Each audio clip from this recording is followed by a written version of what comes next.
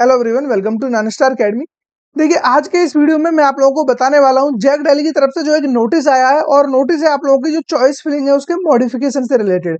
अब कुछ बच्चों के मन में डाउट होगा कि क्या सर, जिन बच्चों ने अभी तक रजिस्ट्रेशन नहीं किया है वो क्या इस टाइम ड्यूरेशन में जो ये विंडो ओपन होगी फ्रेश रजिस्ट्रेशन कर सकते हैं, या फिर जिन बच्चों ने अपना सीट फ्रीज कर दिया है, ठीक है, किसी भी रीजन से उन्होंने फ्रीज कर दिया था, क्या वो अपनी चॉइस फिलिंग यहाँ पे कर पाएंगे, या फिर जिन बच्चों ने अभी तक यहाँ पे मतलब कि रजिस्ट्रेशन कर दिया था लेकिन उनको सीट मिलने के बाद विड्रॉल कर लिया था, तो क्या वो फिर से इस काउंसलिंग प्रोसेस में दोबारा से आ सकते हैं। तो उन सभी बच्चों के डाउट मैं यहाँ पे लेने वाला हूँ। उसके साथ साथ आप लोग यहाँ पे थर्ड राउंड की बात कर रहे होंगे, थर्ड राउंड में क्या चीजें होने वाली है, एंड जो सबसे इंपॉर्टेंट अपडेट है इस नोटिस में वो है आप लोगों के लिए जो चॉइस फिलिंग है उसमें आपको मॉडिफिकेशन के लिए एक बार और फिर से मौका दिया जा रहा है। ठीक है, जो ये अपडेट है ये 8 जुलाई का अपडेट है और इसमें आप लोगों के लिए जो विंडो ओपन होगी 10 जुलाई को, यानी कल के दिन आप लोगों के लिए विंडो ओपन की जाएगी, जिसका टाइम रहेगा सुबह 10 बजे से लेकर 3 बजे तक। आप लोग इसमें जो भी मॉडिफिकेशन आपको करना है, आपको नंबर ऑफ चॉइसेस इंक्रीज करनी हो आप वो कर सकते हो, आपको चॉइसेस को डिलीट करना है वो कर सकते हो, ठीक है, आपको अरेंजमेंट को ऊपर नीचे करना हो तो वो भी आप यहाँ पे कर सकते हो। ठीक है, जो भी मॉडिफिकेशन। लेकिन कौन कौन से कैंडिडेट ऐसे हैं कि जो ये चॉइस फिलिंग में एडिटिंग वगैरह नहीं कर सकते, उनके लिए मैं बता देता हूँ। देखिए, जितने भी बच्चे हैं, तो यहाँ पे लगभग आप मान के चलिए कि जो बच्चे जिन्होंने सीट अलॉटमेंट उनको मिला है फर्स्ट एंड सेकंड राउंड, किसी न किसी राउंड में उनको सीट अलॉट हुआ है, लेकिन वो बच्चे फिजिकल रिपोर्टिंग के लिए नहीं गए, तो उन बच्चों को यहाँ पे कोई भी पार्टिसिपेट करने का मौका नहीं दिया जाएगा। ऑलरेडी वो काउंसलिंग से बाहर हो चुके हैं। ठीक है, उन बच्चों को सिर्फ और सिर्फ उनके पास ऑप्शन है कि आप वो स्पोर्ट राउंड का वेट करें, उससे पहले वो कुछ भी यहाँ पे नहीं कर सकते हैं। ये चीज अच्छे से याद रखना। और जो बच्चे कुछ ऐसे होंगे जिन्होंने अपनी सीट को विड्रॉल कर लिया होगा, तो विड्रॉल वाले भी बच्चे यहाँ पे चॉइसेस को अरेंजमेंट नहीं कर सकते। उसके अलावा थर्ड कैटेगरी के बच्चे हैं जिन बच्चों ने अपनी सीट को फ्रीज कर दिया है, तो फ्रीज की हुई सीट भी आप लोग यहाँ पे चेंज नहीं कर सकते। जो सीट आपको ऑलरेडी मिल चुकी है तो आपका काम डन हो चुका है, आपको भी एक तरीके से काउंसलिंग से बाहर कर दिया है। जो आपकी सीट मिलनी थी वो आपने फ्रीज कर दी, उसके बाद आपकी सीट हो चुकी है डन। उसके बाद फर्दर आपको कोई भी मॉडिफिकेशन का मौका नहीं दिया जाएगा। लेकिन अब देखिए, इस मॉडिफिकेशन में फायदा किस किस को होने वाला है उसके लिए हम बात कर लेते हैं, किन किन बच्चों को मॉडिफिकेशन करना होगा और किन के लिए सबसे ज्यादा बेस्ट ऑप्शन। सपोज करो आप लोगों ने 10 चॉइसेस फिल किए हैं, 1 2 3 4 5 6 7 8 9 10, इस तरीके से आपने 10 चॉइसेस फिल की हुई है। और आप लोगों ने क्या किया है, देखिए, सपोज करो कुछ बच्चे ऐसे हैं यहाँ पे जिन्होंने अपनी चॉइसेस को कुछ ऐसे ऑर्डर में डाला है। सपोज करो यहाँ पे आप लोगों ने चॉइसेस डाली हुई है कि ये चॉइस ना तो आपको फर्स्ट में मिल सकती ना सेकंड में, ये भी आपको ना फर्स्ट में मिली ना सेकंड में, ये भी इसी तरीके से, एंड ये भी सपोज करो कि आपको फर्स्ट राउंड में कहीं ना कहीं ये वाली चॉइस अलॉट हो जाती है। ठीक है, फर्स्ट राउंड में किसी बच्चे को 8th नंबर वाली चॉइस अलॉट हुई है, और जैसे ही वो सेकंड राउंड में आया था तो सेकंड राउंड में उसकी रैंक के अकॉर्डिंग, ठीक है, उसकी रैंक के अकॉर्डिंग उसे फर्स्ट चॉइस अलॉट हो जाती है।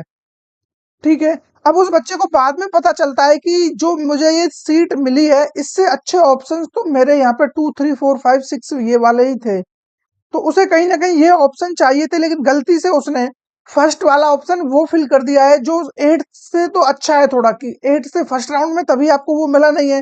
अगर जो वो चॉइस आपका 8 से भी खराब होता तो डेफिनेटली वो फर्स्ट बार में ही आपको मिल जाता।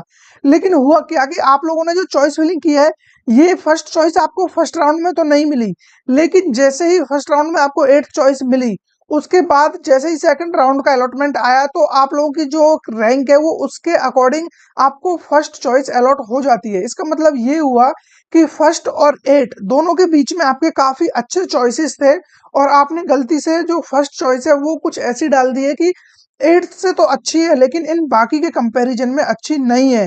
तो इसके लिए आपको फर्स्ट चॉइस अलॉट हो चुकी होगी और अब आपके पास थर्ड राउंड में कोई भी ऑप्शन नहीं था कि आप लोग इन 2 3 4 5 6 7 चॉइस में से अडॉप्ट कर सको। लेकिन जो अब ये मॉडिफिकेशन होगा इसमें आप लोगों के लिए अगेन फिर से एक मौका मिल जाता है। अब आपको करना क्या होगा, जो भी चॉइस आपने ऑलरेडी फ्लोट कर रखा होगा, अब जो आपको फ्लोटिंग वाली सीट है फर्स्ट वाली, इसको आप क्या करोगे, इसको लेके आके आप 7 6 जिस पोजीशन पे रखना चाहोगे उस पर रख दोगे, और बाकी चॉइसेस है इनको आप अगेन फिर से रीअरेंज कर दोगे और इनको ऊपर लेके चले जाओगे। अब आपके अकॉर्डिंग जो आपको सीट अलॉट हुआ है, फिर जो ये फर्स्ट वाला सीट है कहीं ना कहीं आपका 6 7 5 इनमें से कोई ना कोई एक नंबर बन जाएगा, और उसके बाद के जो आपके चॉइसेस है फिर इनमें अगेन आपको पार्टिसिपेट करने का मौका मिलेगा। आई होप आप लोगों को ये चीज समझ में आ गई होगी, और ये काफी क्रिटिकल पॉइंट है, काफी बच्चों के साथ हुआ है। अभी जो जामिया का सीट अलॉटमेंट देखने को मिला था उसमें भी काफी बच्चों के साथ हुआ था। उन्होंने क्या किया, उन्होंने फर्स्ट सेकंड थर्ड इस तरीके से चॉइसेस फिल कर दी, ठीक है। और उन्होंने कहीं ना कहीं यहाँ पे उनको सपोज करो कि सिक्स्थ या फोर्थ फिफ्थ पोजीशन उनको मिली थी, और थर्ड फोर्थ ये सेकंड और थर्ड चॉइस उनकी ये वाली थी कि ये उनको इससे तो बेस्ट थी, ठीक है, फोर्थ से, लेकिन फर्स्ट वाली चॉइस से वो खराब चॉइसेस थी, ठीक है। फर्स्ट वाली चॉइसेस से वो ठीक चॉइस थी, और इससे वो चॉइसेस है, मतलब जो फोर्थ चॉइस इन्होंने डाला हुआ है, इससे तो ये चॉइस डेफिनेटली बेस्ट थी ही, लेकिन फर्स्ट चॉइस से भी ये चॉइसेस ऑलरेडी बेस्ट थी। तो उनको हुआ क्या कि जैसे ही फर्स्ट राउंड आया, उनका जैसे इस तरीके से डेटा चेक हुआ और उनको ये सीट अलॉट हुआ फर्स्ट राउंड में, ठीक है। और जैसे ही सेकंड राउंड आया, तो सेकंड राउंड में उन्हें पहला ही सीट दे दिया गया। अब उनके पास इन सीट्स में आने का कोई ऑप्शन नहीं है, जबकि उनको इनमें से ही कोई सीट चाहिए था। जबकि उनके मन में डाउट था कि मुझे अभी फोर्थ अलॉट हुआ है, अगले में हो सकता है कि थर्ड होगा, टू होगा, उसके बाद वन तक जाएगा। जबकि ऐसा नहीं है, वो टॉप से आपकी प्रेफरेंस चेक करते हैं, सबसे टॉप पे आपको मिल रहा है नहीं मिल रहा है, उसके बाद देन नीचे आएंगे, फिर देखेंगे कि आपको टॉप पे मिल रहा है नहीं मिल रहा है, फिर वो और नीचे आएंगे। अगर जैसे ही उनको टॉप पे जो भी आपकी रैंक के अकॉर्डिंग मिलता हुआ दिखता है, उसी को वो अलॉट कर देते हैं। तो ठीक है, इस तरीके से आपको चॉइस फिलिंग में एडिटिंग करनी है। अब बात कर लेते हैं थोड़ा सा शेड्यूल के बारे में, क्योंकि शेड्यूल के बारे में जानना भी काफी जरूरी है। देखिए, आपका जो थर्ड राउंड का अब यहाँ पे अलॉटमेंट आएगा, उसके लिए देखिए 10 जुलाई को तो आप 10 बजे से लेकर 3 बजे तक, ये टाइम आप लोग याद रखना है। इसके लिए एक फिक्स टाइम दिया गया है, ऐसा नहीं है कि आप कभी भी चॉइस फिलिंग में एडिटिंग कर दोगे।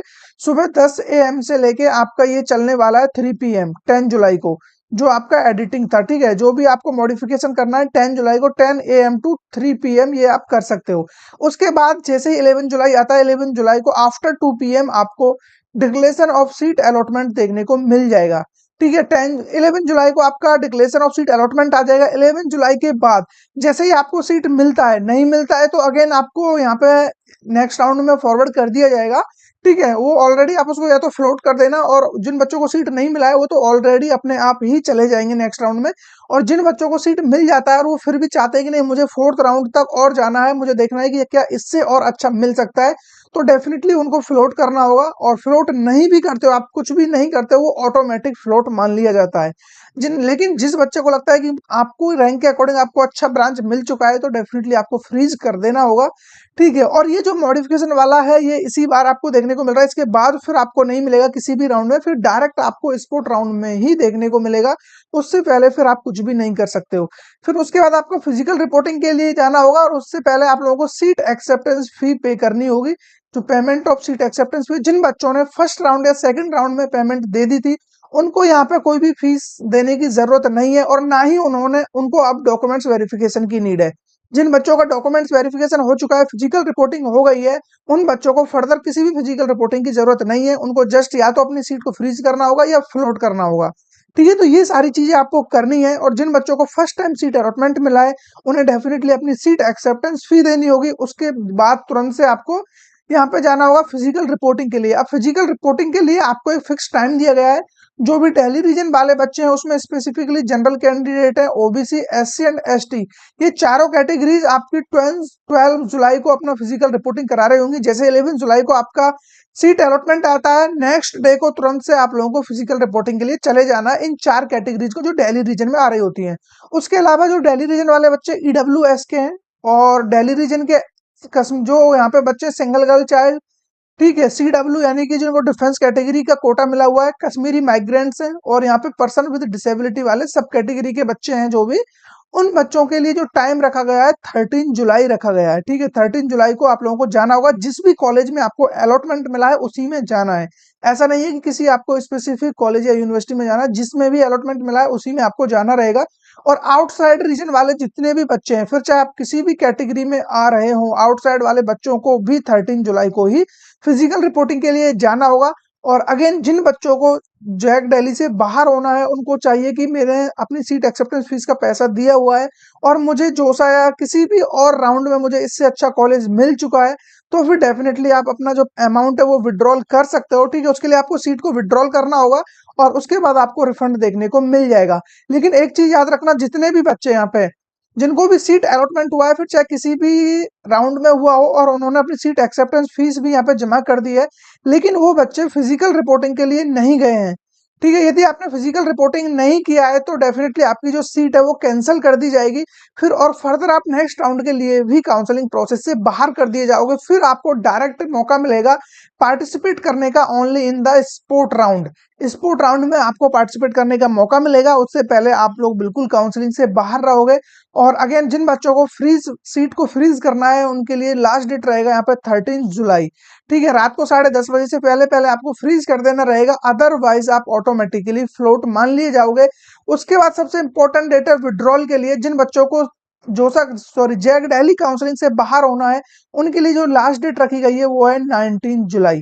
ठीक है, 19 जुलाई को आप लोगों को हर हाल में विड्रॉल कर लेना है, इससे पहले पहले ये लास्ट डेट रखी गई है। इसके बाद यदि आप बने रहते हो तो फिर आपको सीट विड्रॉल का कोई भी मौका नहीं दिया जाएगा। सीट विड्रॉल आप कर भी पाओगे तो उसका जो रिफंड है वो आपको नहीं मिलेगा। यदि आपको रिफंड चाहिए तो हर हाल में 19 जुलाई से पहले पहले आपको जैक दिल्ली से बाहर होना होगा, जिन बच्चों को सीट अलॉटमेंट मिल चुका है और उन्होंने फी पेमेंट जो भी वो दे दी है। ठीक है, तो उसके बाद अगेन आपका फोर्थ राउंड आ जाएगा और फोर्थ राउंड आते समय जो भी नए नए अपडेट्स होंगे वो मैं आपको इस चैनल पे बता रहा हूँ। और जितने भी बच्चों को लगता है कि आपकी रैंक के अकॉर्डिंग आपको अभी तक बेस्ट कॉलेज नहीं मिला है तो आप लोग हमारा 9 स्टार अकेडमी का पेड काउंसलिंग सपोर्ट यहाँ पे आप बाय कर सकते हो। ठीक है, इस काउंसलिंग सपोर्ट में डेफिनेटली आपकी काफी हेल्प हो रही होगी। यहाँ पे जो फीचर्स हैं ये मैं आपको हर वीडियो में बता रहा होता हूँ और आप लोग यहाँ पे खुद से भी देख सकते हो। यहाँ पे आप लोगों के लिए जितने भी आपके आईआईटी कॉलेज हो गए, एनआईटी हो गए, ट्रिपल आईटी, जीएफटीआई, आपकी रैंक के अकॉर्डिंग जो भी मिल सकता है जोसा सीसैट किसी भी राउंड में वो हम दिलाने की पूरी कोशिश करते हैं। 100% आपकी रैंक का यूटिलाइजेशन आपको 9 स्टार अकेडमी से देखने को मिल जाता है। ठीक है, और भी 9 ऐसे पे आपको बहुत सारी अपडेट्स ऐसे मिलते हैं जो कि आपके काफी काम के होते हैं। इसके अलावा आपको यहाँ पे जो भी चॉइस फिलिंग है वो आप लोगों की मैनुअली हम करके दे रहे होते हैं। अब कुछ बच्चों के मन में रहेगा कि सर चॉइस फिलिंग तो ऑलरेडी हमने कर दी है, और जैसा कि मैंने बताया था जैक दिल्ली वाले बच्चों को भी कि आपने चॉइस फिलिंग चाहे भले ही कर दी हो लेकिन आपको अगेन फिर से एक मौका और दिया जाएगा। आपको अगेन एक बार मौका दिया जाएगा कि आप अपनी चॉइस फिलिंग अरेंज कर सको। ठीक है, अपनी चॉइस फिलिंग अरेंज कर सको तो वो मौका आपको अगेन दिया गया है।